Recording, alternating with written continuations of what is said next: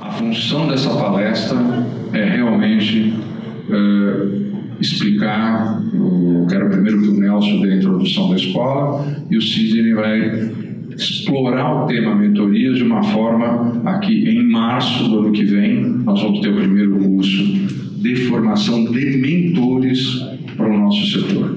Ok? É isso. A gente teve o prazer de estar aqui. Eu não conheci o Instituto de Engenharia. Claro, por ser médico não teria, em princípio, motivo algum para estar no Instituto de Engenharia, né? E adorei. Eu cheguei aqui à área e falei assim, essa área é uma maravilha.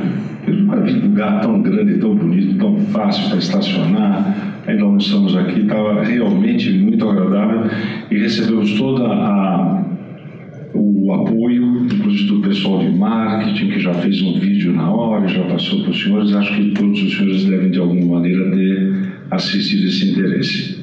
Bom, eu acabei me interessando, eu venho de área de duas empresas, uma operadora de plano de saúde e uma segunda empresa que fazia medicina ocupacional em grandes grupos. Então, atendíamos a maior parte dos bancos, montadoras, Volkswagen, Renault, todas essas empresas eu tinha o meu pessoal lá. E o tempo vai fazendo a coisa passar e nós acabamos fazendo, dentro de uma dessas fusões, nós acabamos vendendo a empresa. Foi mais ou menos nessa ocasião, há 2 anos atrás, que casualmente eu fui numa conversa e assisti o Sidney falar sobre mentoria. E adorei.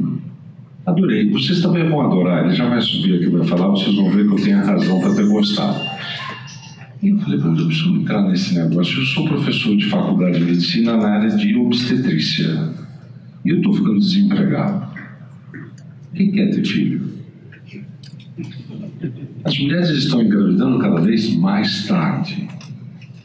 Vamos tentar engravidar daqui a pouco na menopausa, porque não vai ter o desejo de ter tantos filhos assim. O Sidney vai mostrar o quanto a gente está vivendo mais. Pela última notícia, para cada 12 meses, 2 meses e meio de aumento de vida. E com menos filhos e cada vez com gente como nós, veteranos, com conhecimento à flor da pele, loucos para continuar produzindo, porque a gente não quer parar, ainda bem, e uma geração que vem precisando de gente como a gente, com esse interesse, para evitar que eles passem por uma série de percalços e não possam, de fato, ter uma evolução melhor e mais acelerada.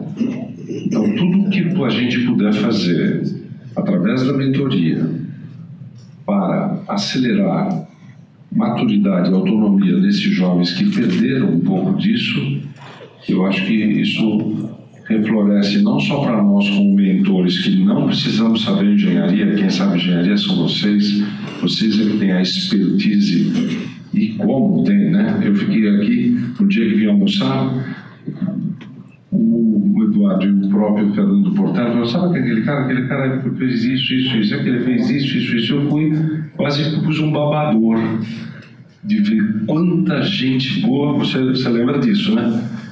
Quanta gente boa que estava aqui e, de certa maneira, com tudo para florescer, para rejuvenescer o Instituto de Engenharia. Então, é isso que o presidente me disse que queria naquele dia, que queria colocar lenha nessa fogueira para que todo mundo tivesse cada vez mais orgulho de pertencer ao Instituto de Engenharia, uma estrutura centenária com cabeças muito diferenciadas aqui dentro.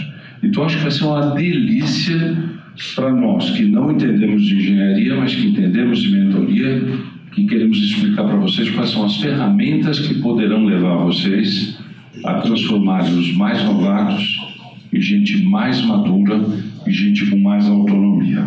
Tudo bem? E vou passar para o Sidney.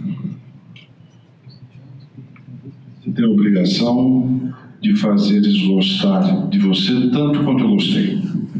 Eu sei que aumenta a expectativa em cima de mim. Fernando, Mano, você não queria falar do Cid Oliveira da outra forma, você falou, tá?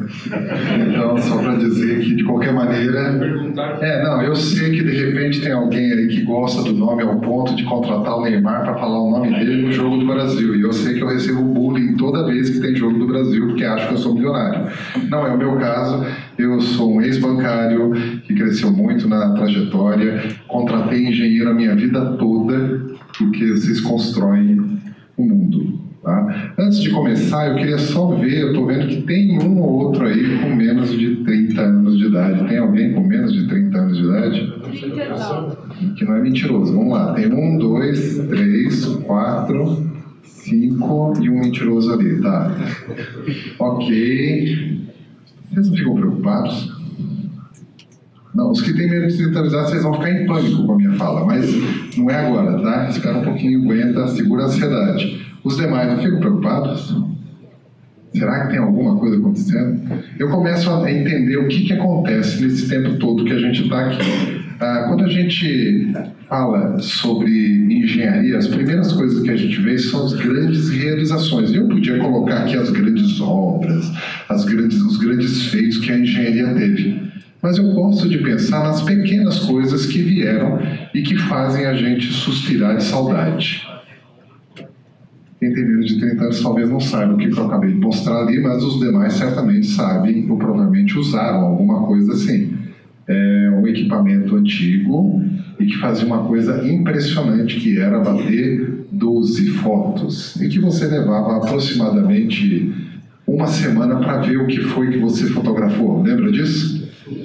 Você ia lá revelar as fotos e tudo mais. Os outros não sabem o que é isso, porque hoje a gente bate foto, pelo menos 600 fotos cada vez que a gente vai numa balada. 600 a 700 fotos a gente bate por vez e vê todas elas, né? O impressionante é que a gente mudou isso aí.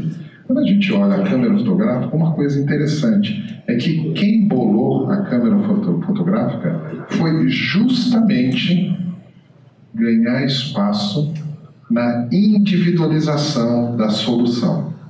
Quando você consegue construir alguma coisa que atende à expectativa individual, você começa a ter escala, porque cada um quer ter esse processo. A gente não se lembra muito disso porque foi no século passado, no final do século XIX, que começou a surgir a fotografia, e a fotografia ganhou um grande aliado no Eastman Kodak, quando ele conseguiu fazer uma câmera fotográfica que a pessoa individualmente poderia bater foto sem depender de um fotógrafo, sem depender de um estúdio, sem depender de grandes equipamentos. Era um equipamento portátil. Eu não sei se você tem a dimensão do que é isso, mas quando surgiu a fotografia, a realidade até então era você bater uma foto indo num estúdio fotográfico. Nesse estúdio você ficava sentado na cadeira, uma haste segurava o teu pescoço para você não se mexer e a câmera fotográfica batia a foto durante 15 minutos. Durante 15 minutos você tinha que ficar segurando a pose. Era assim que era batida a foto, ou seja, era uma coisa cara, absolutamente seletiva, difícil de conquistar e quase ninguém poderia ter isso, a não ser que tivesse um dinheiro importante para investir numa fotografia. E algumas pessoas faziam isso. Algumas, inclusive, faziam isso na morte, porque era o único momento que a pessoa pegava o dinheiro dela e batia a foto de morto, para guardar uma lembrança do rosto da pessoa. Se vocês duvidam, hoje a gente tem equipamentos que mostram isso. É só você ir no Google e colocar fotos de morto e você vai ver que fotos do século passado eram assim. Bom, uma hora um engenheiro pegou e falou: poxa, por que a gente não pega e deixa a pessoa bater foto? Ah, tem desafios da engenharia. E o que a gente vai fazer com os empregados, as pessoas que vivem da fotografia, se eu deixar cada um bater a própria foto?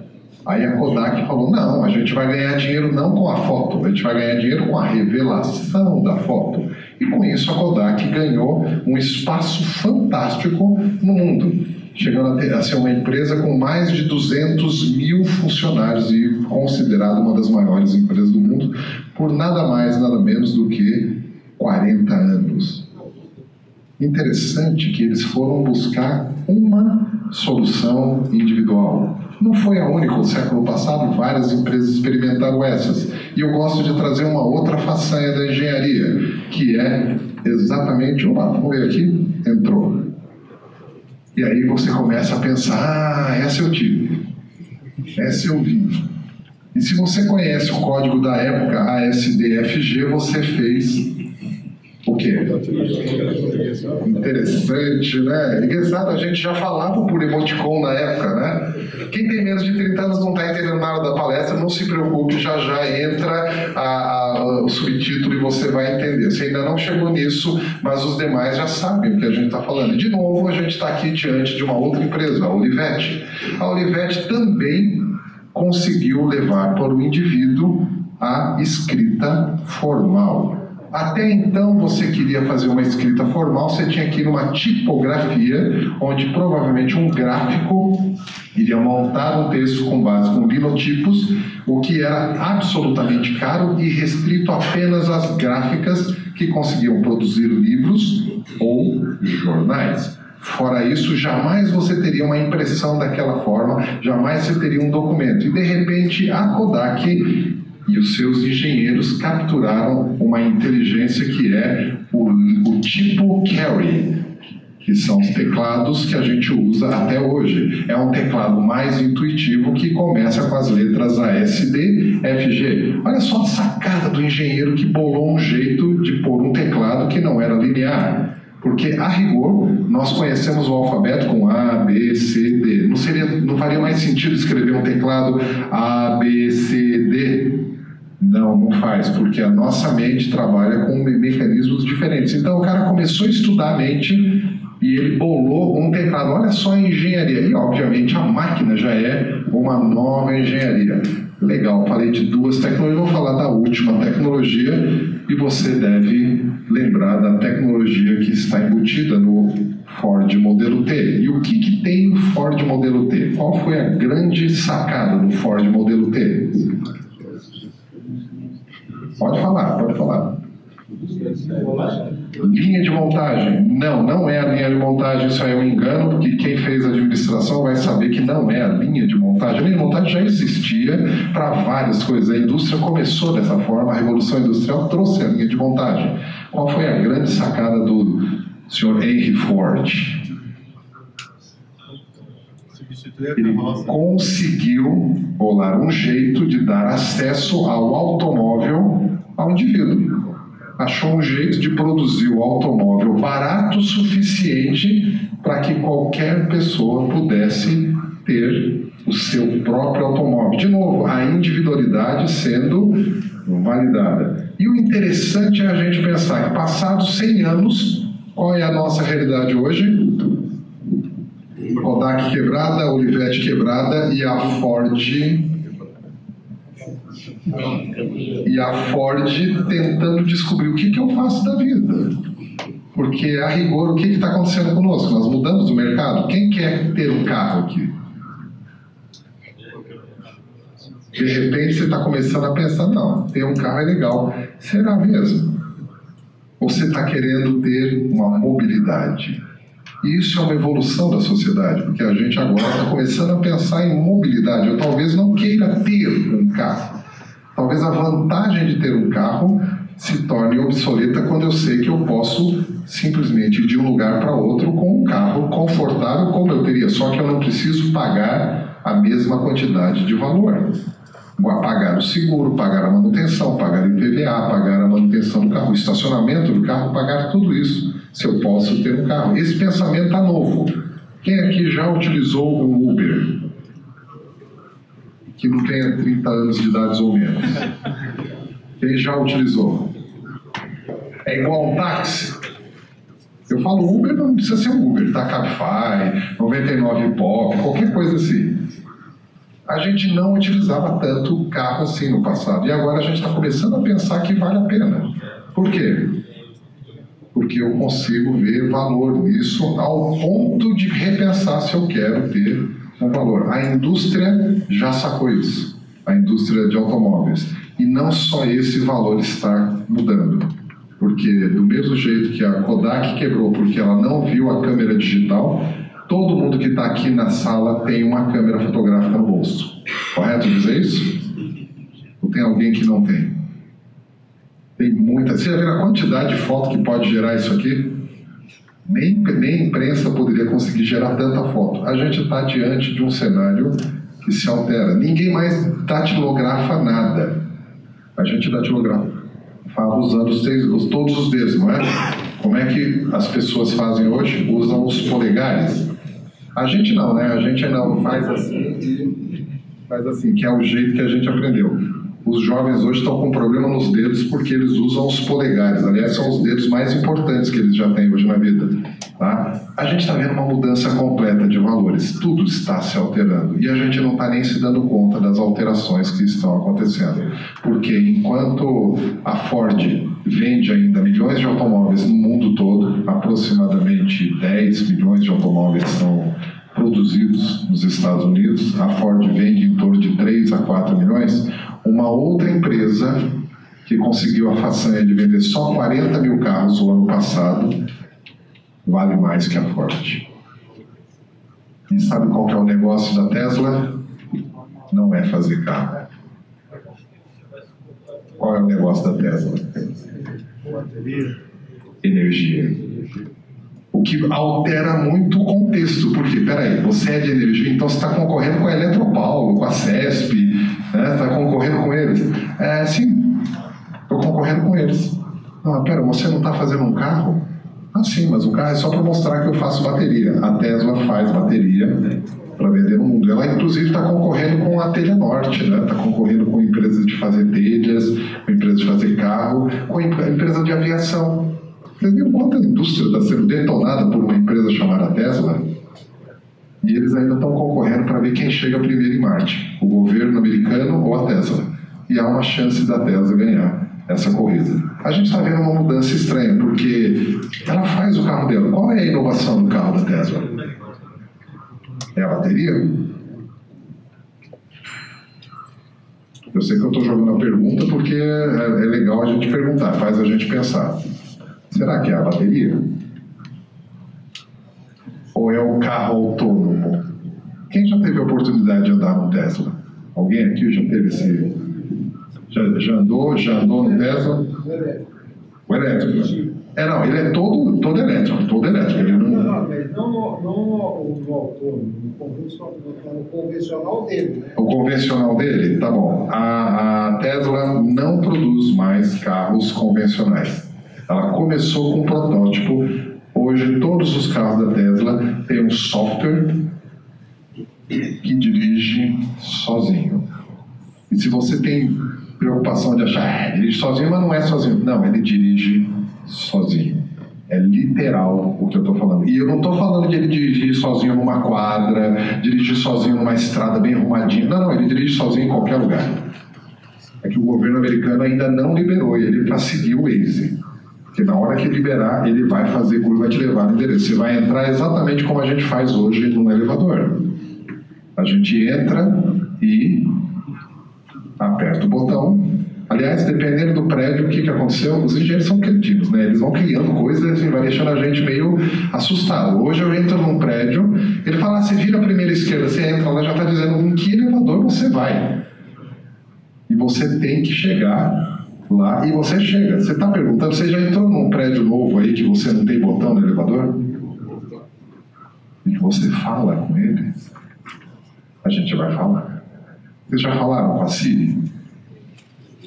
Nunca falaram com a Siri? Quem tem iPhone aqui? Vários têm iPhone. Eu vou sugerir o seguinte, daqui a pouco, não agora, você fala assim, e aí Siri? Tá bom? Você fala assim, e aí Siri? Ele vai acionar. Não se preocupa que ele vai. Se você mandou acionar a Siri, ele vai acionar sozinho. E você pergunta assim, Siri, o que você acha do carnaval? E se prepare para você levar um susto enorme. Porque ela vai dizer o que ela acha do carnaval. Inclusive cantar um samba para você. E você fala, não, mas é só isso, é divertimento. Não, ela vai explicar tudo o que você quiser. A gente está bem perto de uma coisa chamada inteligência artificial tomando o lugar do homem. Hoje, 90% das atividades de um advogado, como o Portela falou, o Watson já faz. 85% das atividades de um médico, o Watson já faz. 90% das atividades de um engenheiro, o Watson já faz. Não estou falando das atividades de inteligência, estou falando das atividades mais braçais e operacionais, mas ele já faz. Os cálculos, ele faz com a maestria de um computador. Daqui a pouquinho ele está fazendo mais. O que sobra para a gente? Aliás, como é que é a profissão do engenheiro no futuro? E que futuro é esse? O que aconteceu? Mudaram-se algumas coisas. Primeiro, nós estamos vivendo um tempo diferente do que a gente jamais viveu na história da humanidade. Há 200 anos atrás, a gente tinha, e aqui tem um software de Big Data, então eu vou compartilhar com vocês um pouquinho dos dados, eu já amplio ali o número. A gente tinha uma realidade presente. Esse software aqui, um cara sueco chamado Hans Rosling, o nome dele está aqui. O Hans Rosling, ele pegou dados do mundo inteiro, dados demográficos, durante os últimos 200 anos, e juntou tudo num único computador, compilou isso e gerou um gráfico. Esse gráfico ele diz o seguinte: cada bolinha dessa representa um país. As cores da bolinha têm a ver com o continente, então Índia, Américas, Europa e tudo mais, tá? Aqui ele pegou várias variáveis, diversas variáveis, e colocou nesse software. Eu escolhi duas: expectativa de vida versus número de bebês por mulheres. Por que número de bebês por mulheres? A gente sabe que no passado as mulheres tinham mais filhos, hoje têm menos filhos. Então esse é um dado mais neutro para a gente entender. Agora, a expectativa de vida começa a trazer alguma coisa interessante. A gente pode ficar assustado. Em 1800, no planeta, a expectativa de vida era de 40 anos e o número de filhos por mulher de 4 a 8. Isso é média mundial. A expectativa de vida 40 era no máximo 40. O Brasil está aqui, ó, 32 anos em 1800. Essa era a real expectativa de vida no Brasil em 1800. O número de filhos por mulher, 5,5 em média. Ok? Isso é dado real, isso aí não tem como contestar. É um dado demográfico que estava lá, está registrado. Você consegue apurar isso através de sistemas e através de documentação. Bom, ele olhou tudo isso e começou a avaliar o que aconteceu. Porque a gente sabe que aumentou a expectativa de vida, não é correto dizer isso? Ou não? A gente sabe. Muitas coisas aconteceram nos últimos 200 anos. Primeiro, penicilina, vacinas, tratamentos médicos, a saúde pública, higiene pública, várias coisas aconteceram. Oi? Saneamento básico, a própria processo. Então você imagina quanta coisa que a engenharia bolou para aumentar a expectativa de vida. E aumentou a expectativa de vida. Se a gente olhar o mundo, é interessante ver que ele bolou o software de um jeito animado. Deixa eu ver se isso aqui vai entrar. Olha só. No Brasil, nós tínhamos aqui 32 anos de idade, 6,26, desculpa, ali estava a China, desculpa. Olha só o que aconteceu com o mundo. Deixa eu ver se entra aqui. Está entrando, olha lá. A cada ano que passa, a gente vê que muda e altera a expectativa de vida do planeta. Vai se alterando bastante, sobe e desce a expectativa de vida. É evidente que cada país tem a sua realidade. A gente vê que as bolinhas vão se mexendo à medida que vai contando. Em 1910, aconteceu um fator importante no mundo, que foi a Primeira Guerra Mundial. Vocês repararam que caiu a expectativa do mundo inteiro? Em 45 de novo. Opa, cai todo de novo. Por quê? Primeira e Segunda Guerra Mundial. Mas a gente vê que aqui o Brasil vai correndo por fora, a Argentina por dentro, o México vai passando no Brasil, os Estados Unidos já está bem lá na frente, o Brasil vai ficando na África, ficando para trás. Quando a gente chega em 2015, olha só o que acontece. A expectativa de vida do mundo aumentou. E a gente tem um dado fantástico aqui para perceber uma coisa importante que o Nelson falou, porque ele está ficando desempregado, né? Não é, Nelson? O que a gente conclui com um gráfico desse? Previdência. Não. A primeira coisa que dá para perceber ali é que filho mata, né? Tá percebendo? Menos filho vive mais, né?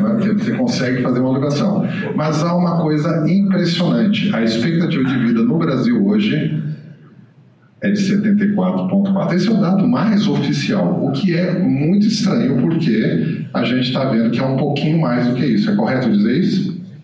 Você já percebeu quanta gente com mais de 80 anos vive? Quem conhece alguém com mais de 80 anos? Tem alguém com mais de 80 anos aqui? Uma pessoa. E está aqui na palestra ainda. O que está fazendo aqui? Né? Porque pela regra você não devia mais estar aqui. Não é assim? Aliás, pela estatística do IBGE você nem devia estar aqui. Né? Ela também falou, né? Tem alguns aqui. A gente está vivendo um tempo muito diferente. A gente está vivendo um tempo de aumento da expectativa de vida real. E a tendência é aumentar. Por que eu digo que a tendência é aumentar? Porque se a gente voltar no tempo, a gente vai ver uma coisa impressionante. Eu vou voltar só 30 anos atrás. A real expectativa de vida no Brasil era de 65 a 66 anos. Era isso. Aliás, nós construímos a nossa realidade pensando nessa expectativa de vida. Quando a gente desenhou a nossa carreira, a gente falou, eu trabalho 30, 40 anos e depois eu aposento. Só que aconteceu algo estranho. No meio do caminho, aumentou a expectativa de vida. E olha só que interessante, agora que eu pego os jovens, tá? Há 30 anos atrás era 65, hoje é 74 para 75, subiu 10 anos em 30, não foi? Daqui 30 anos, qual a expectativa de vida? Se subir mais 10 anos, é 90. Quem está com 30 ou menos hoje, já percebeu que você tem 60 anos, aqui 30, e já vai estar 90. Então você vai ter mais 30 anos quando você tiver 60. Tem que trabalhar mais. E mais 30 anos daqui 60 anos. Qual a expectativa de vida real? Se seguir a mesma sequência, pelo menos 100 anos. E isso é uma coisa que assusta todo mundo, porque nós não nos preparamos para tanta vida assim.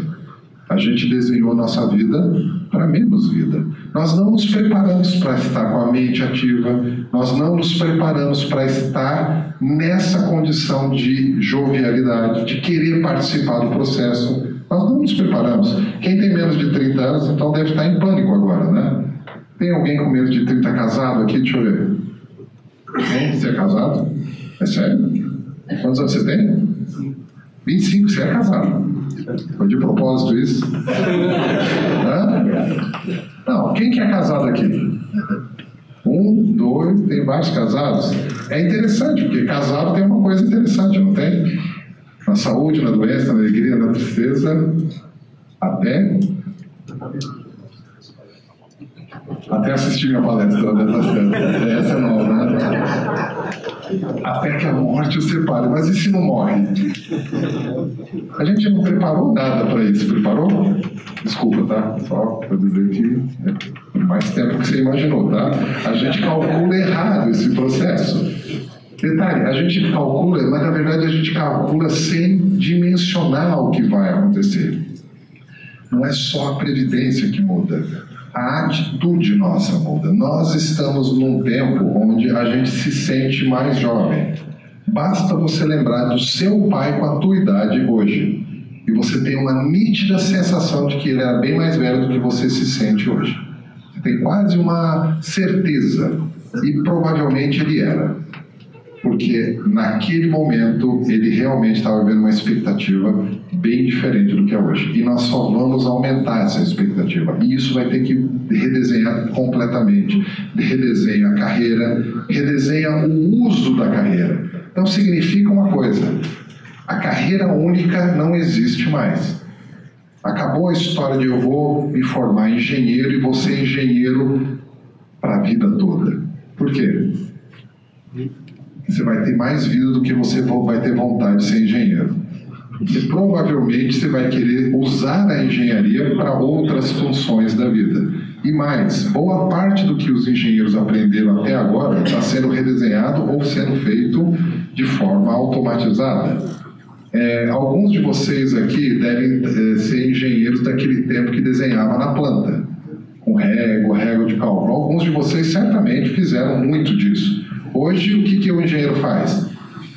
Pega um lapisinho, fica numa tela, faz um rabisco lá, quase igual o Niemeyer fazia, né? Entendeu? O Niemeyer com os rabiscos dele, ele faz uns rabiscos lá, e aí o computador faz o quê?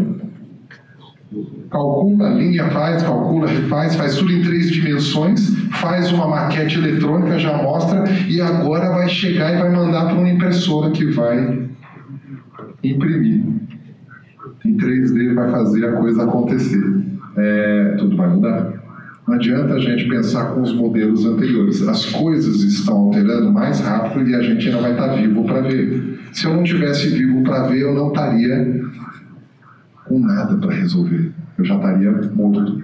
Mas a gente está vivo e vai continuar interferindo. Isso muda um pouco os papéis. Uma realidade que a gente está vivendo hoje primeiro, a vida tem 3 grandes etapas. Você conhece as 3 grandes etapas porque é intuitiva. A primeira etapa da vida é a educação. Você acumula repertório. Você aprende coisas e vai acumulando repertório. A segunda etapa da vida, ela tem uma peculiaridade. Parte do que você aprendeu na primeira etapa da vida, você perde porque é reposto. É corrigido, alterado, atualizado. E há uma condição de surgir coisas novas na segunda etapa da vida, porque sempre estão surgindo coisas novas, perfeito? E aí você tem a última etapa da vida, que é a aposentadoria. Nós dividimos a nossa vida assim. Provável que a gente colocou alguns números nisso. A primeira etapa da vida dura, na maioria das pessoas, 20 anos. Ou pelo menos com 20 anos de estudo, de preparação, você já está em condição de partir para a segunda etapa da vida, que é a vida profissional. De um jeito ou de outro, você se coloca na vida. A segunda etapa da vida durava em torno de 40 anos. Então faz uma conta rápida. 20 anos aqui, 40 aqui, 60 anos, estatuto de idoso, você pode fazer o que você quiser, porque agora você é idoso. Foi assim que foi calculado. Só que tem um probleminha. A realidade não é mais essa. Então esse número e esse guarda-carado que vocês estão vendo, joga fora, não serve para nada, porque agora a realidade é assim. E mais, não dura 20 anos. Dura todo o tempo. A segunda etapa da vida não dura mais 40 anos. É bem provável que ela dure de 60 a 70 anos. Cadê o pessoal com menos de 30? Está começando a pensar naquelas 13 razões para morrer. Lembra disso? Você está vendo mais razões agora. Você está começando a falar, eu não sei se eu quero viver tanto. Não começa a achar que morrer é legal? A gente começa a achar estranho isso aqui. Cara, você jura que isso aqui vai durar 70 anos? Vai.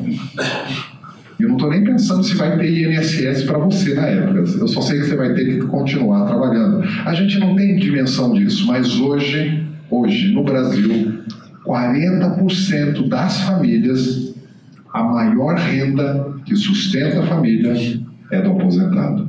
É da pessoa com mais de 65 anos. A gente não sabe dessa realidade. Ela fica invisível para a gente, porque a gente está vivendo nas grandes metrópoles, onde o aposentado tem uma série de circunstâncias, mas a realidade brasileira é muito mais séria do que a gente imagina. Os idosos continuam no mercado de trabalho. Essa é uma parte da história. Segundo, boa parte do que você aprender hoje não serve para nada nos próximos 20 anos. Imagina que pânico que é. Cadê os engenheiros novos aqui? Vocês estão formados há quanto tempo? Você 25 está formado o quê? 2, 3 anos? 2 anos, deixa eu ver, tem mais algum? Tem um grupinho ali, eles ficam juntos sempre, o pessoal mais jovem, deixa eu ver. Quantos anos está formado? 8 anos. 8 anos, o outro? Nenhum, ainda não me formei. Você está se formando, você estava se formando até a minha palestra, é isso? Você está formado há quanto tempo? 8 meses. 8 meses? Deixa eu ver se tinha mais alguém aí, tinha mais algum, cadê? Não, os deles foram embora já começaram a repensar, né? Está formado. Você imagina o pânico deles? Acabaram de descobrir que tudo que você aprendeu na sua formatura, você nem terminou ainda, já pode jogar fora, tá? Por quê? Não vai servir para nada. Nos próximos 20 anos não vai servir para nada. Por quê? Porque é outra coisa. Esse processo está fazendo com que os jovens fiquem paralisados. Na verdade, eles não estão se engajando, não estão se envolvendo. Eles simplesmente falam, não vai dar, então eu não quero nem aprender. É bem isso, é o primeiro pensamento que está vindo na tua cabeça, não é? Não vou nem aprender mais. Ele está fazendo assim, gente, está ficando apavorado. Agora eu fiquei apavorado. Para que eu vou aprender então? A máquina vai fazer. Gente, há muito mais do que cálculo e desenho na engenharia. É a inteligência que faz buscar soluções. Essa é a essência. Só que o jovem de hoje está programado para fazer cálculos, usar aplicativos e fazer grandes coisas. Como ele não consegue fazer grandes coisas, então ele desiste no meio do caminho. Isso não acontece só na engenharia, está acontecendo em praticamente todas as profissões. A maioria dos formandos de universidade hoje não representam 4% dos iniciantes da faculdade. Só 4% dos que entraram na faculdade terminam essa faculdade. No Brasil todo, isso é geral. O que assusta a gente, porque a gente tem um universo de gente entrando na faculdade e todos eles desistindo no meio do caminho. Tem problemas por conta disso. O primeiro problema, por que ele está desistindo? Talvez pelo mesmo motivo que não tem os jovens aqui, tá? Esse grupo pequeno. Cadê os seus colegas? Quantos engenheiros jovens a gente forma por ano? Tem esse número? Tem alguma estatística sobre isso? Oi? 40 mil engenheiros se formam por ano. Onde eles estão? No bar? Cara, sério, todos nós também já estivemos no bar quando a gente estava na formatura. Legal, e tudo bem, mas a gente voltou. Onde que estão esses engenheiros? No bar. Gente, cadê o envolvimento? Sabe o que acontece? Eles estão confortáveis sabendo que a gente ainda está aqui. E isso é um pouco do que eu queria trazer. A gente se sente jovem, a gente é jovem, a gente olha esse mundo, a gente se renova e eles se sentem confortáveis que a gente está aqui. Eles estão vivendo nas estruturas que a gente criou. Eles estão confortáveis de que alguém vai dar solução, alguém vai resolver. Eles estão confortáveis porque eles têm um título de engenheiro. Ah, você é engenheiro? Sim. E você faz o quê? Ah, trabalho com apps. Ou então trabalho no banco. Ah, eu estou pensando em ser coach. Ou qualquer coisa desse tipo. Ah, mas você não é engenheiro. Por que você não está engenhando alguma coisa? Qual a solução? Será que não precisa de mais solução? Não. Tudo que está aí não tem mais jeito. Olha o pensamento armadilhoso que tira a essência do pensamento da solução. Enquanto a gente está aqui desse jeito, o que está acontecendo no mundo? O mundo está tentando reverter essa atitude do jovem. A gente devia estar com essa sala aqui cheia. No mínimo, metade dela devia ter jovens recém-formados, ansiosos para ver o que está acontecendo, o que já aconteceu e o que é problema que nós não resolvemos, porque nós não resolvemos todos os problemas. Resolvemos? Tem muita coisa para resolver. Tem muitos desafios. Nós não resolvemos e não vai ter máquina que vai resolver. Tem que ter sempre um humano pensando, eu quero tentar resolver. Mas isso não está acontecendo, porque a gente está olhando ele sem atitude e a gente também está começando a dizer, também esse jovem de hoje. E aí começa falando do jovem de hoje. Começa a meter o pau no jovem de hoje. Esquecendo que quando a gente era mais jovem, não metia um pau na gente? Não falavam que a gente, você é arrogante, você faz... a gente metia um pau. E o que a gente fez quando fizeram isso? A gente olhou para os velhos da nossa época. Vocês lembram dos velhos da sua época? Eu não tinha velho na tua época. Eles morriam, né? Então, é mais rápido, né? A gente olhava para eles, sabe o que a gente fazia? Eu vou superá-los. Eu vou fazer mais do que eles fizeram.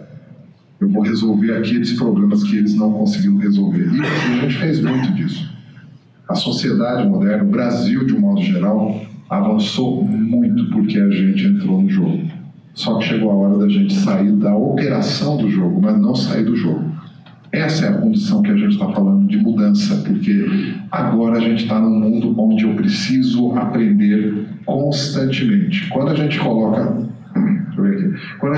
a condição do mundo hoje, a gente vê um mundo que é mais questionador, busca informação, as pessoas querem expor a sua expectativa para propor alguma coisa, alguma saída, alguma ideia, porque todo mundo está buscando resultado. As pessoas querem resultado para ser reconhecido. Se você olhar bem, esse é o teu modelo.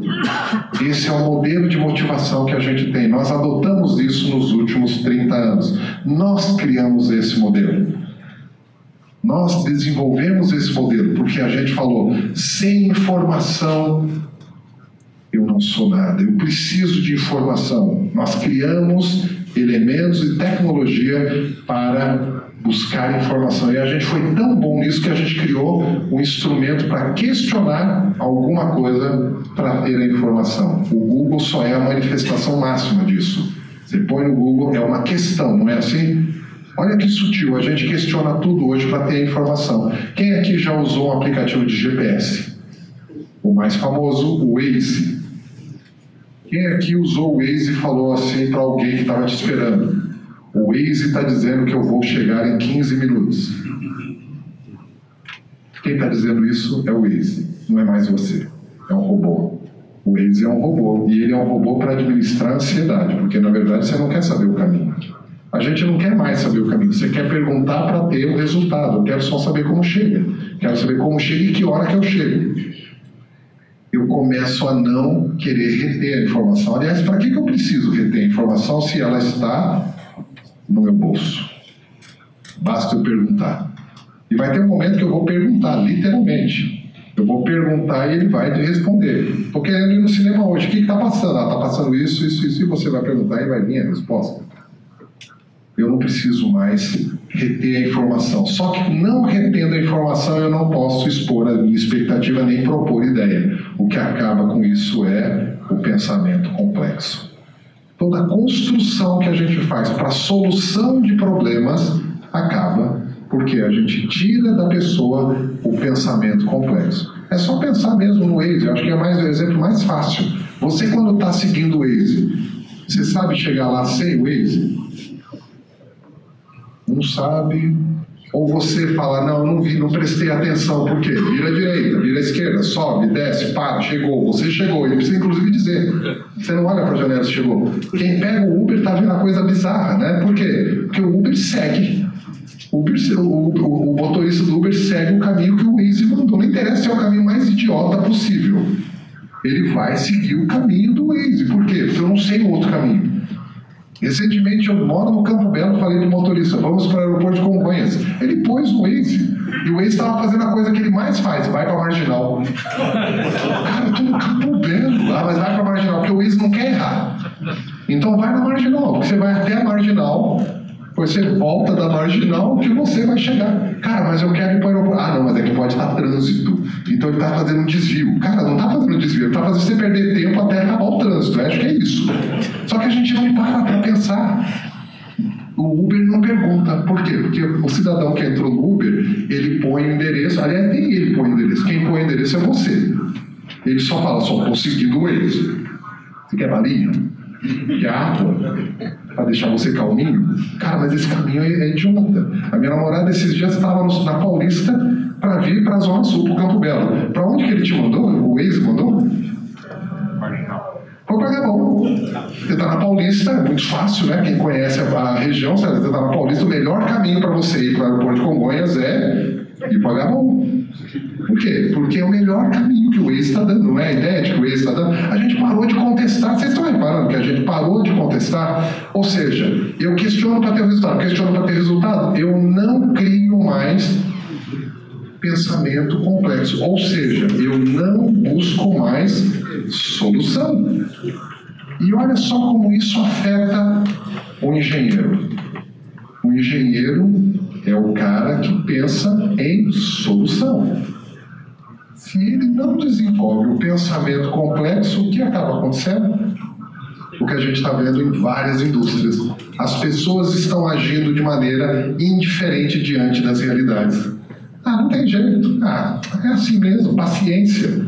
Começa a não querer se envolver, começa a ser omisso diante das circunstâncias. E o problema começa aí, porque alguém indiferente ou omisso por muito tempo começa a ficar indisposto. E eu não sei se vocês já repararam como os mais jovens, eu estou com os jovens aqui, eu falo com toda a autoridade de quem está olhando e prestando atenção, como o jovem está cansado. Caraca, eu nunca vi gente tão cansada na vida. Meu, os caras estão cansados, parecem uns velhos. Porque eu tô cansado. Cara, o que você fez? Eu fiz um monte de coisa. Mas o que você fez? Um monte de coisa. Mas que monte? Não sei, mas eu tô tão cansado. E tá cansado. Por quê? Porque, na verdade, vai criando indisposição. A indisposição leva para desmotivação. Olha só as essências da engenharia. Todo o processo de engenharia na busca de solução eu tenho um problema, eu vou me levantar para resolver esse problema, eu vou achar um motivo. Qual é o grande motivador do engenheiro? Solucionar, achar um caminho, achar uma solução. Como a gente começa a não ter isso aqui, e aí vem o teu desafio, meu amigo. Você está terminando a faculdade, o Watson não vai resolver problemas, o Watson vai resolver operações. Ainda precisa de um pensamento complexo que não é o computador que vai desenvolver, ainda. Porque pode ser que a gente precise que ele desenvolva um pensamento complexo. Ainda não é o caso. Ainda precisamos de humanos fazendo a interpretação, a abstração. E esse processo, toda vez que eu vou solucionar um problema, eu preciso abstrair. Tá? Se eu não abstrair, eu não resolvo o problema. E o mais impressionante, quando a gente está desmotivado, eu começo a achar que não dou conta. E aí começa a ter medo, e eu começo a ficar frustrado e indignado. Pronto, você está vendo um retrato do porquê que a gente não tem tantos jovens aqui. Não porque tem anos e tudo mais, mas o jovem já está se envolvendo como vocês se envolveram. A engenharia continua em pauta. Só que aí começa a falar, bom, e o que a gente faz então? Você mostrou o cenário, a gente já sabia disso, só não sabia que estava tão estudado. Mas o que eu faço com isso? Qual é o caminho? Por onde começa? Começa por uma questão simples. Deixa eu pôr aqui, não está indo tão rápido quanto eu gostaria. Vamos lá.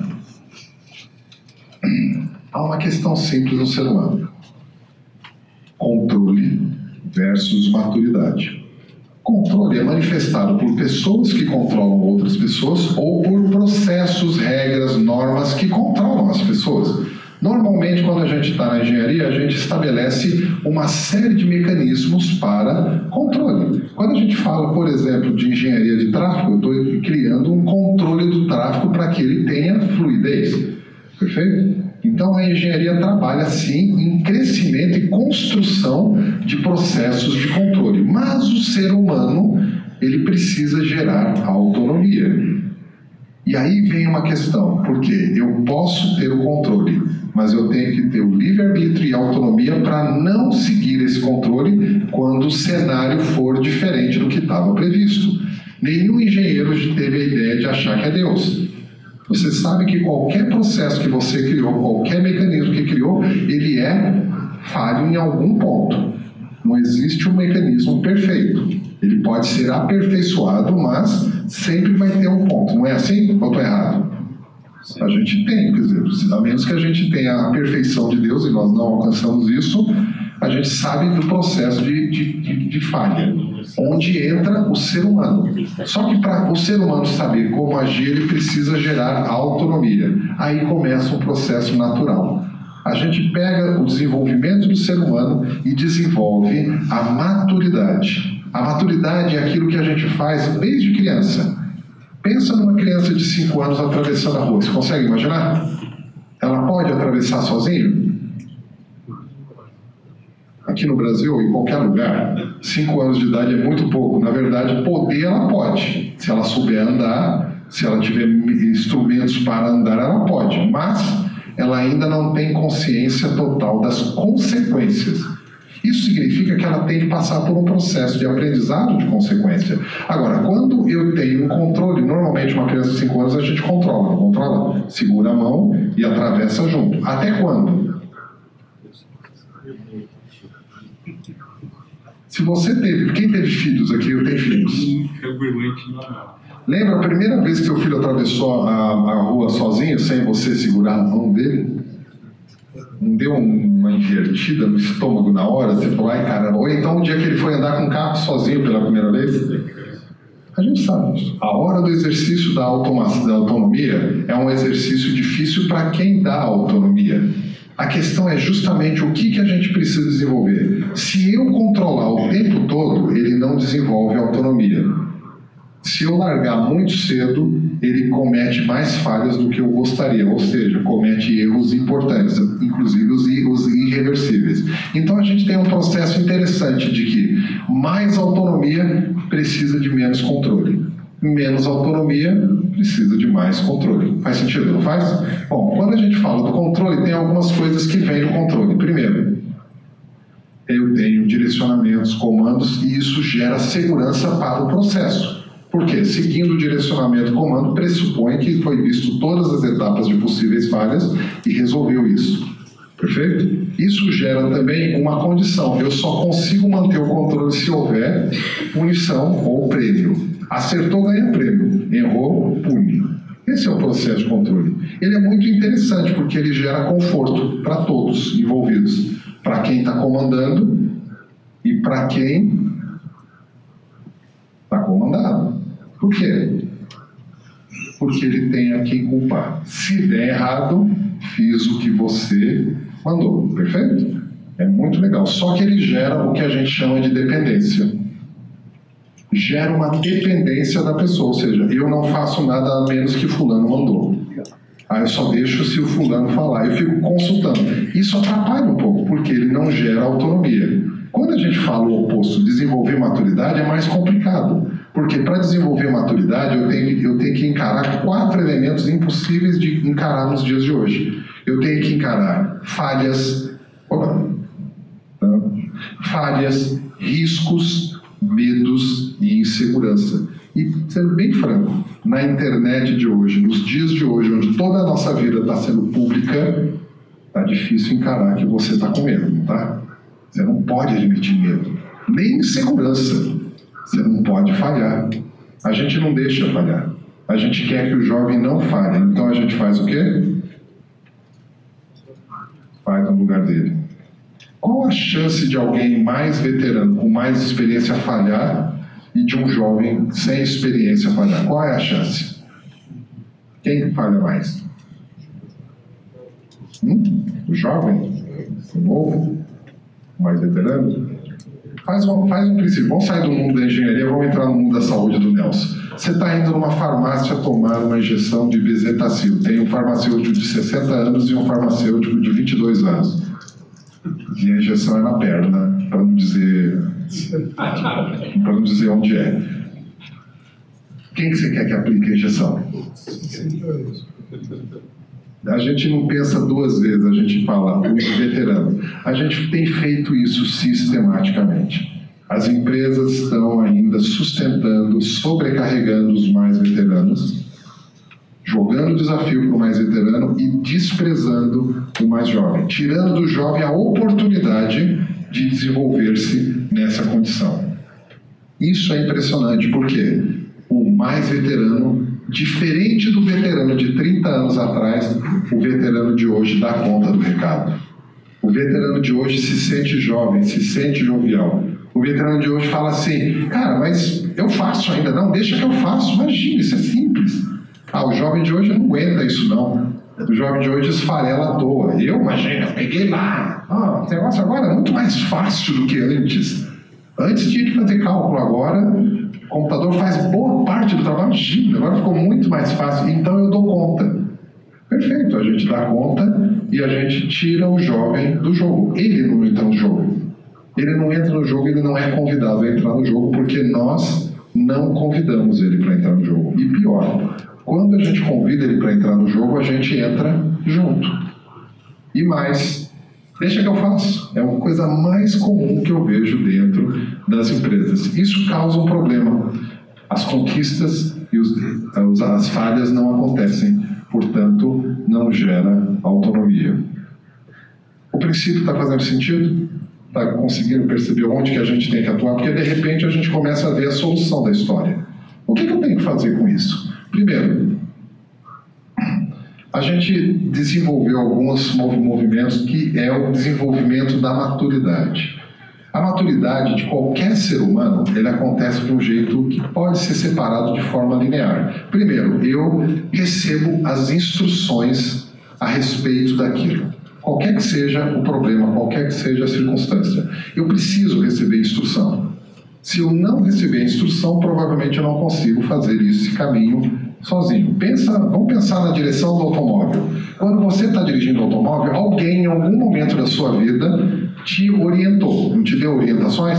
Alguém te deu sinal de trânsito, disse como que é o freio, o câmbio, volante, as regras de trânsito, o que é um automóvel, você te deu onde está a seta, onde acende farol, onde limpador de para-brisa, quer dizer, te deram um monte de instrução, não te deram? Depois que você teve esse monte de instrução passada para você, alguém foi com você e treinou com você a direção. O que é treinar na direção? É pôr você na direção, ficar do teu lado e corrigir pequenos acertos. Aliás, é pegar as instruções e colocar ela na prática. Correto isso? Esse processo a gente está treinado, já sabe disso. Só que tem um probleminha. Hoje, como é que é esse processo? A pessoa vai lá, faz um ensino teórico, aprende a teoria, depois treina a direção com qual objetivo? Passar no exame. Ele vira motorista depois que ele tirou a carta? Tudo bem? A dimensão é o seguinte: você dá teu carro para ele dirigir. Ah, olha que sutil. Quer dizer que você não dá teu, mas ele tem carta. Por que você não dá o carro? Ah, mas ele treinou e passou no exame. E aí você fica meio ressabiado. Por quê? É igualzinho a criança que tem 5 anos de idade, sabe atravessar a rua, mas você não confia ainda. Por quê? Porque ele ainda não desenvolveu a autonomia. O que está faltando? Está faltando o que a gente coloca, que é a última etapa da maturidade, quando ele faz as escolhas, quando ele se submete realmente a aprender. A maioria de vocês aqui já deve ter percebido que você só começou a aprender a dirigir depois do quê? Depois que você começou a dirigir. De fato. Não foi aí que você aprendeu de verdade? Por quê? Porque o restante era tudo controlado, não era? Era tudo dementado, tudo preparado. Era tudo preparado para você passar no exame. Hoje nós estamos com os jovens fazendo o quê? Preparando o jovem para passar no vestibular. Ele passa. Aí ele entra na faculdade. A gente está preparando ele para quê? Para formar na faculdade. Não é? Perfeito. Você já está há 8 meses ou falta 8 meses? Não, você está há 8 meses formado, não tá? Esse daqui na frente. Eu sim. 8 meses formado, tá bom? Tem um projeto enorme agora para construir um prédio de 22 andares. Vocês entregam para ele? Nem a pau? Cara, ele está formado há 8 meses. Acho que assim, eu pergunto, você aceitaria um projeto de 22 andares para construir agora? É que eu faço a parte elétrica, não sou direito. Vocês estão percebendo o que acontece? Quer dizer, a gente não só treinou para ele se formar, como a gente ainda especializou o lado que ele vai trabalhar. Né? Ah, não, é só a parte... Tá bom, cara, mas você não é engenheiro? A parte hidráulica? Não, a parte hidráulica já é outra coisa. Bom, mas e a parte financeira? Não, a parte financeira é outra coisa. E aí, cara, a gente começou a fragmentar isso e mais, a gente coloca, não é desprezo a você, estou falando que o que nós fizemos, isso para você serve de alerta. Você vai fazer a parte elétrica do prédio de 22 andares? Eu faço. Quem entrega o prédio de 22 andares para ele fazer a parte elétrica, toda a parte elétrica para o engenheiro formar 8 meses de engenheiro elétrico, é isso? Entrega? Quem entrega? Um entrega, ó, já estou fazendo um teste aqui, já deixa. Você vê que ele... Ah, você é o pai dele? Não, eu acredito, gente, vocês falam, eu acredito, eu não vou entrar nesse merda. Entrega para ele? Como ele vai aprender? Olha só como ele vai aprender. Sabe onde que você é colocado nessa hora? Aquela condição de santo, né? Nossa, ele tá. É raro esse pensamento. É raro ter uma oportunidade. Minha sugestão primeira, não sei quem é, inclusive conversa, vale a pena arriscar. A outra coisa, tira essa aura de arrogância que você mostrou. Eu faço, dou conta. Você não dá conta, você tem que aprender. Entendeu? Eu sei, eu falei. Não, eu sei, tô falando. A gente não percebe. Quando a gente é jovem, a gente pode ser arrogante, mas dá uma escondida nessa lado, fala, pô, o que eu posso aprender? Por quê? Porque a gente está quebrando isso aí. O que está acontecendo hoje? Sabe quando você pega o Waze e você se sente poderoso? Porque com o Waze você vai para qualquer lugar em qualquer momento, não vai? A Rua Lamelas, na cidade de Timbó, no Maranhão. Rua Lamelas, número 515. Alguém te dá esse endereço e você fala, eu vou. Você não tem problema de ir? Tem? Nenhum. A gente não tem. Antigamente a gente ficava o quê? Caraca, pera um pouquinho, para que lado que é Maranhão? Que estrada que eu vou? Como que eu vou? Pergunta para um, pergunta para outro. A gente ia fazer isso. Hoje a gente não faz. Por quê? Eu não preciso mais nem da instrução e nem da competência. Simplesmente eu faço o quê? Põe no Waze, o Waze vai me levar lá. Eu tenho confiança total. Engenharia elétrica. Eu sei que eu vou pôr no grupo lá, alguém vai me mandar uma planta prontinha de um prédio que alguém fez lá em Singapura e todo aquilo que eu vou fazer, copia e cola, você vai apresentar para ele vai olhar e falar, isso não vai funcionar. Aí você vai falar, tá vendo, não tá me dando oportunidade. E a gente está vivendo esse tempo, gente. E é louco, porque eu estou contando para vocês o que está acontecendo em todas as indústrias e não é engenharia diferente. Por isso que a gente tem tanto engenheiro indo trabalhar em banco, indo trabalhar... Você está em banco.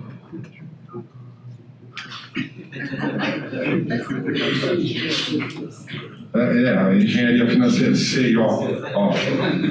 A gente precisava de engenheiro para fazer engenharia, não para fazer cálculo financeiro. Tem financistas, economistas, e bancários, administradores, contadores que fazem isso. Ah, não, mas a gente quer trabalhar onde dá dinheiro.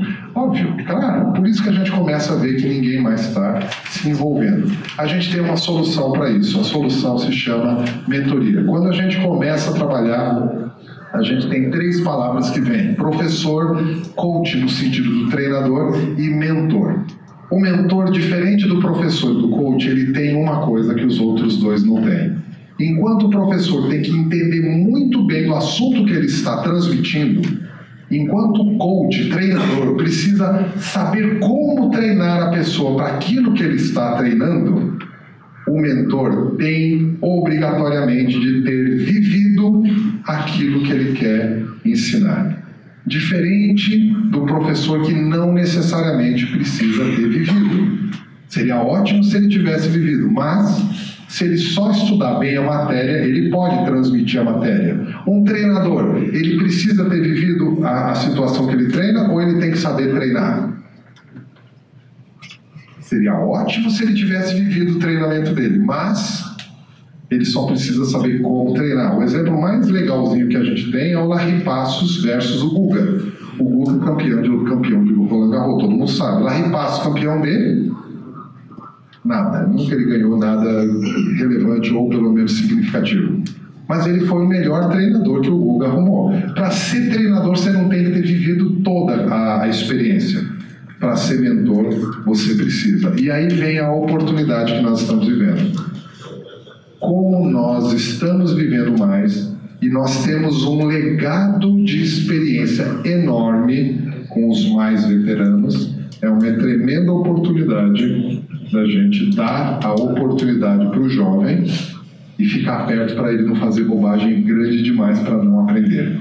Porque tem 2 tipos de falha. Tem a falha que você aprende e tem a falha irreversível. Qual falha que é mais complicada de trabalhar? A irreversível. A gente devia estar cuidando das falhas irreversíveis e não de todas as falhas. Por quê? Boa parte do que a gente aprendeu na vida, a gente aprendeu com as falhas. As falhas fizeram a gente crescer. Você deu com a cabeça em alguns momentos, você errou em alguns momentos, e esses erros você teve que corrigir. Não foi assim que a gente aprendeu? Só que enquanto a gente não deixa o jovem falhar esse tipo de falha, e a gente não quer que ele falhe, a gente põe ele para estudar, enquanto a gente vai dando conta do recado. Isso tudo tem um tempo. Quando a gente fala do professor, o professor é aquele que conta o que é. Qualquer coisa, é a matéria dele. O treinador treina como usar a informação. O mentor, ele trabalha numa outra dimensão. O para quê? Para que eu vou ser engenheiro? E aí vocês são mais novos, deveriam fazer essa pergunta diariamente. Para que ser engenheiro? Para quê? Qual é o objetivo? Quem está aqui sentado com mais tempo de vida com a engenharia, provavelmente hoje sabe responder bem para que fez engenharia. a gente deveria aprender a explicar isso para o mais jovem. Quando a gente fala do mais jovem, eu preciso lembrar que para ter mentor, para ser mentor, eu preciso de algumas coisas. E aí eu começo a pensar, quantas dessas a gente tem para ser mentor? Primeiro, para ser mentor eu tenho que ter credencial. Credencial não é um diploma apenas. Para ser um mentor em qualquer área de engenharia não está diferente. Hoje as empresas começaram a perceber isso. Elas estão chamando engenheiros veteranos de volta. Vocês já devem conhecer casos desse tipo.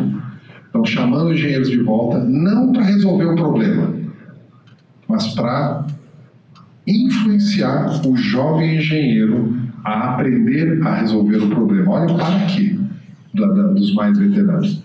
O que a gente começa a ver é que as credenciais pesam nessa hora. A primeira coisa de credencial, eu tenho que ter qualificação.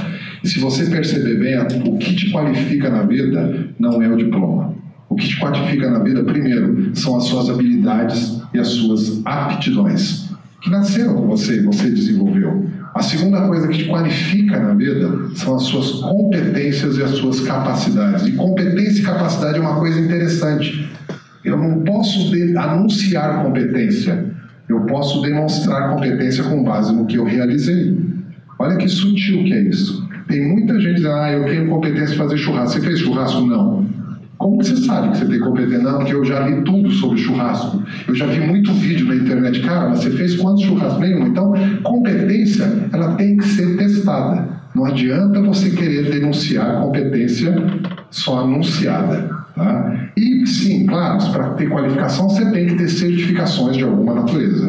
Esse é o primeiro quesito nas credenciais, mas é mais do que isso. Para eu ter credencial, eu preciso ter desempenho, eu preciso ter realizações.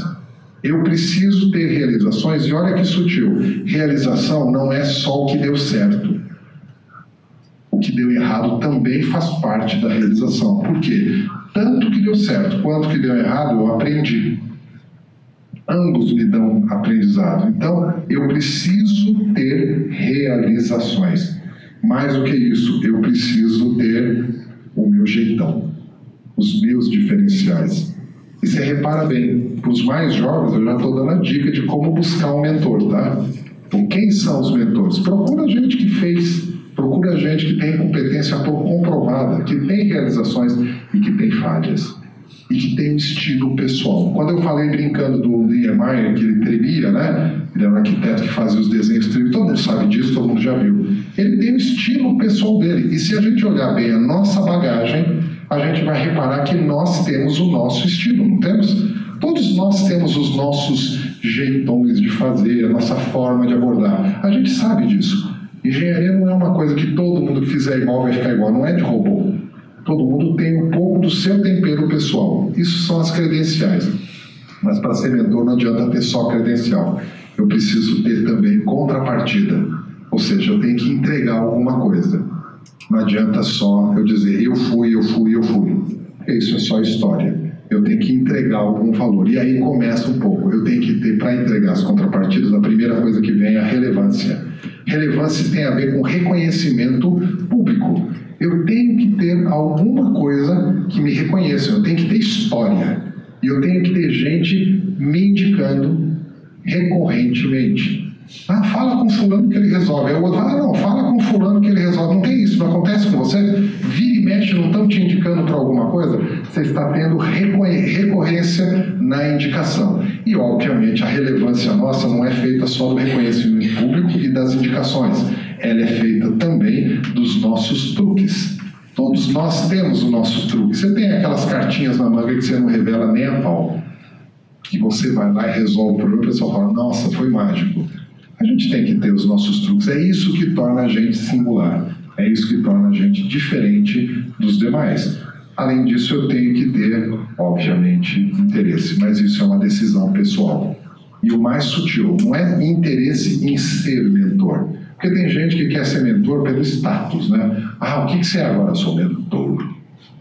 E a pessoa gosta da ideia, eu ser mentor é legal, mentor enche a boca para falar mentor, né? Não é esse interesse. Ser mentor, você tem que ter interesse no interesse do outro. Porque é complicado. Porque a gente tem interesse no nosso interesse.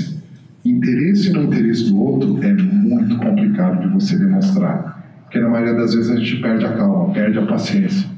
Você vai dar um emprego para ele de fazer o prédio de engenharia elétrica, vai dar para ele, né? Em um mês, um de vocês já não está suportando o outro. E eu só estou falando um mês, eu estou sendo bem generoso, tá? Porque pode levar só uma semana ou duas. Provavelmente você vai ficar irritado com ele na hora que você está explicando alguma coisa e ele está mexendo no celular e você não sabe por quê. E na hora que você falar para ele, cara, para de mexer no celular, ele vai falar assim, aí eu estou anotando. Por que anotando? Presta atenção. Não vai durar muito tempo, tá? Eu já estou terminando aqui, eu acho que não vai dar certo, então é melhor você nem dar o cartão, tá? Tenta de outro jeito, uma outra abordagem. Quer dizer, não vai dar, a gente perde a calma com muita paciência, com muita rapidez. Por quê? Porque eu não desenvolvo interesse no interesse. É nobre falar, ele vai aprender como? Se ninguém der o desafio, se ninguém der um prédio para ele iluminar, como é que ele vai aprender? Alguém vai ter que colocar na reta. Lembra a história do automóvel? Alguém vai ter que dar o automóvel. Cara, mas ele pode bater. Esse é o menor problema atualmente, né? Ele pode pegar a multa, vai ficar no teu nome. Ele pode te levar para cadeia, porque ele pode fazer um monte de coisa. Pode destruir a tua reputação, pode destruir, não, é melhor nem contratar. Por quê? O risco é enorme. E a gente não quer correr risco. Você entende a armadilha que a gente está? A gente olha o jovem e a gente fala assim, não, ele ainda não está pronto. Ele nunca vai ficar pronto, a menos que alguém dê o desafio. Ao menos que alguém puxe ele para cá, para ouvir. Na cabeça de vocês há uma sensação, eu vou olhando o público e vou pensando. Você deve estar pensando, fulano de tal devia estar aqui. Meu filho devia estar aqui. Você deve estar pensando isso. Os mais jovens devem estar pensando, caraca, fulano devia estar aqui. Por que ele não foi na minha faculdade quando eu comecei a fazer? Então, cadê a turma? Precisa de puxar. A gente precisa sim de se empenhar. Não adianta só falar, se der, vai lá. Não vai. Não adianta pensar em reconstruir, Luiz. Não adianta pensar em redesenhar o Instituto com base na história passada. Tem que construir com base na história futura. E a história futura não é estranha. Por quê? Porque ela é nova, a gente nem sabe como que ela vai ser. Quem que vai construir a história futura? Quem vai estar lá no futuro. Só que ele tinha que estar desde já. Ou seja, a gente teve, vocês fizeram um evento agora, acho que teve jovem. A primeira sensação minha, sabe qual foi? Caraca, eu queria estar nessa. É o primeiro desejo, eu queria estar nessa. Pra quê? Para fazer o que eu estou fazendo com esses 4 pobres coitados que estão aqui saindo em pânico e estão pensando, caraca, o que eu estou fazendo? O que eu fui fazer lá? Mas eu acho que vocês estão se sentindo provocados. Então, eu vou dizer para vocês, vocês estão diferentes dos seus colegas, porque vocês estão aqui. E um desafio, supere-os. Aí você vai estar mostrando que você tem algum valor. Essa é a grande sacada. A mentoria é levar ele a querer te superar. Se ele vai conseguir ou não, vai depender do talento dele, do estudo dele, da determinação, da persistência. Mas é o desafio de falar, não adianta me criticar, me supere. Esse é o grande desafio que a gente devia fazer com os jovens, porque o jovem gosta de uma coisa, desafio. Desafio. Você lembra quando você era um pouco mais jovem? Falava assim, não vai dar, você não vai conseguir. Pronto, a palavra é, você não vai conseguir, o que fazia com você? Você varava a noite, acabava com o namoro, não almoçava, não comia, mandava a bala, ficava lá comendo pizza, varando a noite, pra quê? Ele falou que eu não ia conseguir, mas agora. Isso aí não mudou. Não mudou. O jovem de hoje gosta de ser desafiado. Não desencanta, é verdade. A gente só tem que saber fazer o desafio. O que está acontecendo é que o jovem está desiludido. Ele está desiludido porque ele não está vendo perspectiva nenhuma para nada. Ele está achando que o mundo não tem solução, o que é perigoso, porque o mundo só tem solução quando o jovem entra no jogo. A gente devia lembrar disso, a gente esqueceu. A gente está tão intoxicado com a nossa jovialidade, com a nossa juventude, que a gente esqueceu que o mundo só tem solução quando o jovem entra no jogo. Parece um mantra, mas é a mais pura verdade. O Brasil de 30 anos atrás é bem pior do que o Brasil de hoje. Não adianta a gente olhar e falar, não, mas tinha coisas boas. Tinha coisas boas, tinha coisas muito ruins. Nós melhoramos o Brasil. É correto dizer isso? O Brasil está melhor, o mundo está melhor? É inegável. Sabe como a gente sabe disso? Porque a gente tem smartphone. É sério, isso aqui é uma obra da engenharia. Quanto custa um negócio desse? Depende, né? Esse meu já está ficando velho, né? Já é 7 já, então já tem 1 ano, então já está velho, né? Mas quanto de engenharia embarcada que tem? Se a gente colocasse em valor, quanto que tem no negócio desse? Para se tornar acessível a qualquer ser humano. A gente esquece que a gente transformou o mundo, sim. O desafio é esse jovem transformar o mundo. Isso deveria ser o nosso movimento diário. A gente devia estar fazendo isso o tempo todo com cada jovem que a gente encosta, se aproxima, desafiando como eu estou fazendo com eles o tempo todo. Tá? Eles podem querer me matar daqui a pouquinho, ou vou mandar nas redes sociais, porque eles não matam, imagina, eles não fazem isso, eles vão lá meter o pau. Só que enquanto isso, eles estão fazendo o quê? Quem é esse cara que está falando? Está olhando na internet quem é esse cara que está falando. E eu não posso fazer nada mais, a não ser provocar o jovem. O nosso papel mudou. A gente não tem que resolver os problemas da engenharia. Nós temos que provocar o jovem para que ele venha criar e resolver os problemas da engenharia. É ele quem vai criar as soluções. Quando a gente coloca isso no nosso processo, é um processo de ser autêntico. E vocês devem perceber que eu estou sendo franco, estou sendo transparente com o que a gente está vivendo. Ser autêntico é isso. A gente está vivendo um país hoje com muita falsidade, está tudo meio fake, tudo meio mentiroso, a gente não tem mais a verdade. Então está na hora da gente ser um pouco mais autêntico. Encerrando um pouquinho o que a gente está falando, quando a gente tem o processo de mentoria, e aí na escola a gente desenvolve muito a oferta que o mentor tem.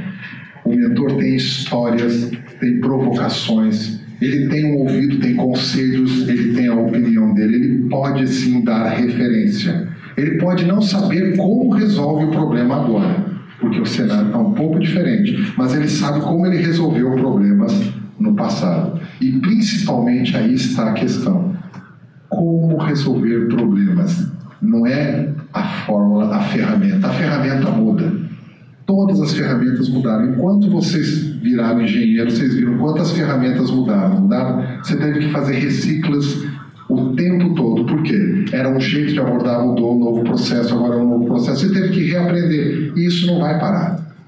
O que a gente precisa é do jovem aprendendo a aprender. E ele só faz isso quando a gente provoca ele, quando a gente desafia ele e quando, principalmente, a gente entrega na mão dele o desafio. Entrega um prédio para ele eletrificar. E ele vai ficar morrendo de medo, assim, pô, ele me entregou, vai. E um detalhe, se ele te entregar e você falhar, ele sabe e todo mundo sabe que você falhou. Você ainda quer o prédio para eletrificar? Tem que ir. Você quer o prédio para eletrificar? Estou melhorando a oferta sua, depois vocês vão negociar só o salário, tá? Olha só que sutil. O que está acontecendo? A legislação está mudando. A Previdência vai mudar. Não interessa se está a favor ou são contra. É uma fórmula matemática. Precisa alterar algumas fórmulas, vai ter que ter. Se ela vai ser justa ou não, eu arrisco dizer, ela não vai ser justa porque ela já não é justa. Hoje ela já não é justa. Então é difícil pensar que vai ter uma solução justa. Agora, o que não muda é o desafio do jovem. Quando a gente fala do jovem, quando a gente fala do jovem, a gente precisa desafiá-lo o tempo todo. Se a gente tiver a coragem de desafiá-lo, eu garanto para vocês, nós criamos uma geração bem diferente do que a gente foi. Porque eles estudaram nas escolas que nós não estudamos. Eles tiveram acesso a tecnologias que nós não tivemos e não inventamos. Nós inventamos. Eles estão se preparando há muito tempo. Está na hora de eles entrarem no jogo. O meu convite para vocês do Instituto de Engenharia é criar ações contínuas de envolvimento e engajamento no jovem. Aqui. Vocês têm a oportunidade. Achei muito legal, Portela, que você usou uma expressão que é bem característica dos jovens. Eles se juntam para resolver o problema. E o nome é Hackathon, não Hackathon. Tá? É Hackathon. Hackathon é um trabalho colaborativo. Eles pegam e se resolvem Juntos eles vão pensando na solução de problemas. E é impressionante a quantidade de jovens que, sim, estão conseguindo resolver problemas. O movimento de empreendedores não é à toa. Tem um monte de jovem imaturo que está querendo só o dinheiro. Mas no meio desse monte de jovem imaturo, tem aquele jovem brilhante que vai ter a energia e a vontade de resolver problemas. Nós estamos diante de uma oportunidade. Nós temos hoje a geração mais habilitada que a gente já pôde criar, por conta de todas as tecnologias e todas as mudanças. É uma geração de jovens brilhantes, mas frágeis, porque ele não teve que enfrentar tudo que a gente enfrentou. Do outro lado da moeda, nós temos a maior e mais qualificada geração de veteranos, com uma quantidade de conhecimento impossível de colocar numa biblioteca. E eu não estou falando do conhecimento teórico, não. Eu estou falando daquele conhecimento que só você tem. É o jeitão, é o truque. Tem aqui nessa sala mais conhecimento do truque do que ele poderia ter numa empresa de engenharia moderna. Tem esse conhecimento, porque vocês têm a vivência. Correto dizer isso? Pois bem, isso para mim é uma oportunidade. Eu tenho a experiência tácita numa quantidade de pessoas e eu tenho o brilhantismo da criatividade do jovem. A gente só precisa juntá-los. Como a gente junta, dá um papel novo para eles. O papel novo é deixa ele fazer e fica perto para ele não cometer uma falha irreversível, mas que ele possa cometer uma falha e aprender com a falha. O papel do mentor é ajudar o jovem a aprender com a falha, não evitar a falha. Esse talvez seja a nossa maior missão. É um pouco do que a gente tem feito na escola de mentores. O Portela esteve conosco lá, acho que também abraçou um pouco a causa, né? A gente começou essa iniciativa. Eu, particularmente, fui um desses jovens brilhantes quando eu trabalhei no banco. Eu fui muito bem mentorado. Na época eu não chamava de mentor, não. Na época eu chamava aquele cretino que fica me dando trabalho. Eu chamava aquele cretino que não me ouve, aquele cretino que fica me enchendo o saco, aquele cretino que não me reconhece. Eu falava na época era isso. Eu era também um pouco arrogante, achando que eu ia resolver os problemas do mundo só não estava sendo reconhecido. Mas eu tive bons mentores. E eu me orgulho de ter tocado também várias pessoas que passaram por mim. Eu fiz vários mentorados nessa trajetória. Hoje eu tenho ajudado a formar mentores. Eu tenho escrito sobre isso, um pouco do conteúdo eu dividi com vocês, e esse é o convite que a gente tem feito. Quando o Portela falou, eu falei, Portela, deve ter muita experiência lá. Vamos colocar essa experiência para jogar o jogo. E deve ter muito jovem lá. Vamos ver se a gente consegue trazer ele para o jogo, porque o convite para o mais jovem não é para ele ser o engenheiro que você foi. Ele não consegue. Ele não consegue porque o mundo mudou. Não há condição de um jovem de hoje ser o engenheiro que você já foi um dia. A realidade é outra. Mas ele pode ser um engenheiro que você jamais imaginou ser um dia. Ele só precisa da sua experiência disponibilizada. Então, envolva-se com o jovem, deixe o jovem falhar e esteja lá para ele aprender a lidar com essa falha. Porque falha faz parte do jogo. Obrigado, pessoal.